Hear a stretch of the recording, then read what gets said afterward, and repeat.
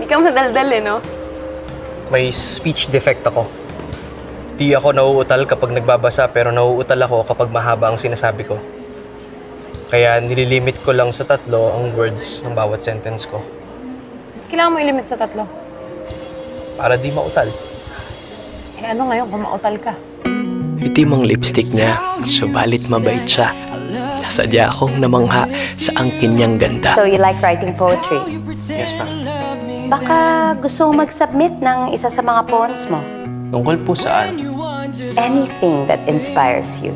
Siyempre, special mention din. Paring Fidel! Huwag ka na masyadong nervousin, ha? Kaya mo yan. Sa ilalim ng lipstick na itim ay kulay rosas na mga labi. Astig pa rin siya sa paningin, patuloy na namumukod tangi. Alam mo kung ano talaga yung pangarap ko? Yung magpa-perform ka, tas sobrang daming tao. Okay lang naman yung pangarap mo eh. Basta ayusin mo lang yung pag-aaral mo. Boyfriend mo? Kaibigan ko si Fidel. Kala ko pagpapalit mo sa isang loser. Gusto mo siya? Kung sabihin kong oo, eh ano naman sa'yo? Bibigyan ko ng 100 tula si Stella para mabilib siya sa akin. Tapos, sagutin niya ako. Handa ng sundalong ito na sumabak sa gera. Nais kong malaman mong gustong gusto kita. Pasaway ka kasi. Ba't di ka na lang mag-aral ng mabuti? Alam mo naman, di ba music naman talaga yung passion ko eh. Kailangan mo mamili. Pag-aaral o pagbabanda.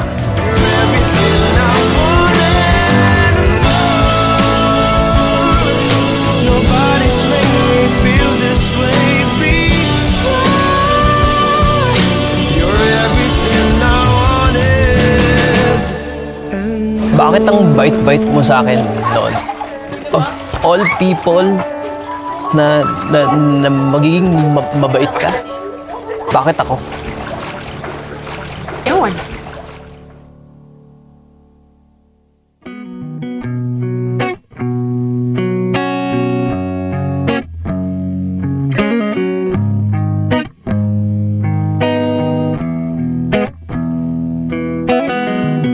It's how you used to say I love you and I miss you.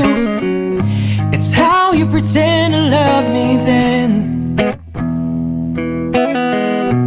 When you wandered off the things we've done before, now it's too late to turn back anymore. I used to say I love you, I used to say I miss you, and now it's all gone, now we're fading away. Are you coming